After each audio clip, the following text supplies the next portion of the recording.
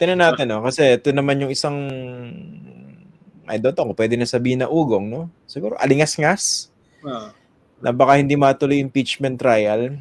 Pag-usapan nga natin scenario na yung Senator Edu, no? Kasi unang-una parang malabo yata yung ma-withdraw yung articles of impeachment. No? Medyo malabo yun. Medyo malabo yun, no? Pero pag-usapan natin yung scenario na hindi matutuloy yung trial, di ba? So, napag-usapan na natin yan several times kung maalala mo, di ba? yung continuity. Yung usapin ng forthwith. Yeah. Diba? Yung usapin ng forthwith, baka merong mas malalim na kadahilanan yon.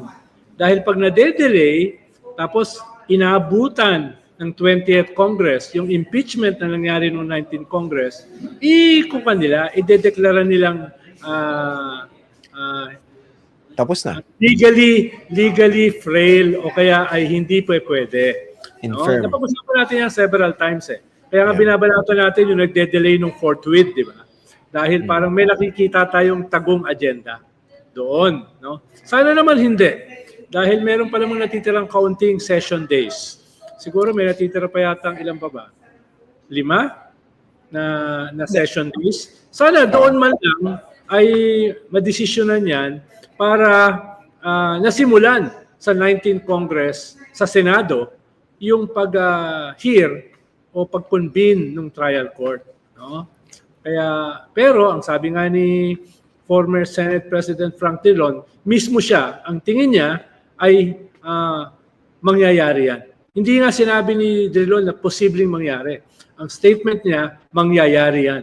Parang itagamo. Ano yung mangyayari? Ano yung mangyayari? Na i-reject. I-reject yung continuity na hindi papayag ng 20th Congress. 20th Congress, no? Na yung proseso na nagsimula sa 19th Congress pero dinelay dahil yung ibig sabihin daw ng forthwith ay hindi yung nakasulat sa Webster Dictionary. Hindi daw ibig sabihin nun na ngayon din, no? At dahil diyan ay magkakaroon ka ng isang technical, constitutional ambiguity na eventually didesisyonan na hindi pwede.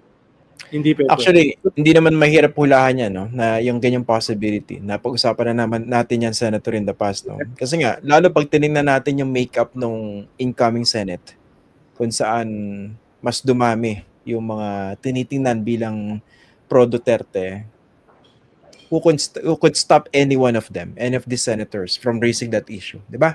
Dumami ba? Parang. Yung mga closet, parang ilan? ano eh. Titignan ko, kailan ang bilang mo? At least 9. Tama ba? Ilan ba sa'yo, Senator? At least 9. Ikaw yung tinanong ko, binabalik ko sa akin yung tanong ko. Style ko dati yan. Sinagot ko na eh. Oo. Sa'yo naman, Senator. Oh, at least. Yung nadagdag? Hindi, lahat-lahat. Hindi. Iba. Akala ko yung nadagdag, yung nanalo. Hindi. Yung nanalo ng 20th Congress, no? Ilan yun? Yun ang tinatanong ko kanina. 5. 5 lang? At least 5. Hindi, pag sinama na yun, 9. Sino ba yung nag-aano? Sino ba yung nang... No. Okay na ako. Okay na sasagot mo. Ganoon na rin yung aking sagot. Teka na, hinto yung train of thought ko eh. May train na wala eh. Naman sabihin ko. Hindi nga, sinong pipigil sa isa dyan, no? Kunwari, yung pinakamagaling na senador, Robin Padilla.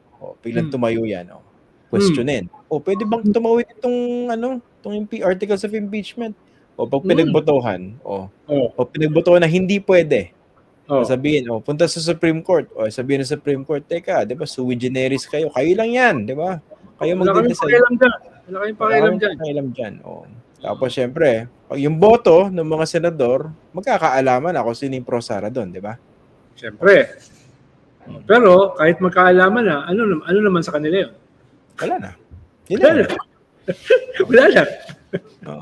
So, ang mangyari, si Marcos, namura, na-threaten na ipapapatay siya, yun na yun. Tapos na. Confidential fund, okay na yun. Good job, Mr. President. Yun. Ano pa pinag-uusapan natin? Tapos. So, change topic na tayo. O, change topic na. Sabihin lang sa atin, ang kulit-kulit nyo. Ang dami nyo pang... Sakit lang ang ulo natin dito eh, no? Bakit pa natin dinideconstruct yung mind of the president, di ba? Okay na yan. Ayaw eh, di wag.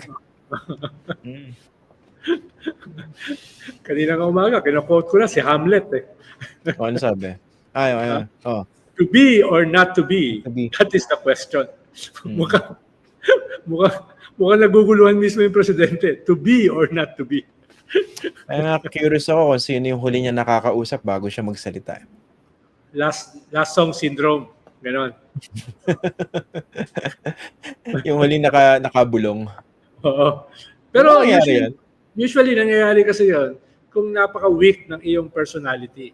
Kung napaka unstable ng iyong Wala mo na akong sinabi ko ba unstable? Wala akong sinabing ganun.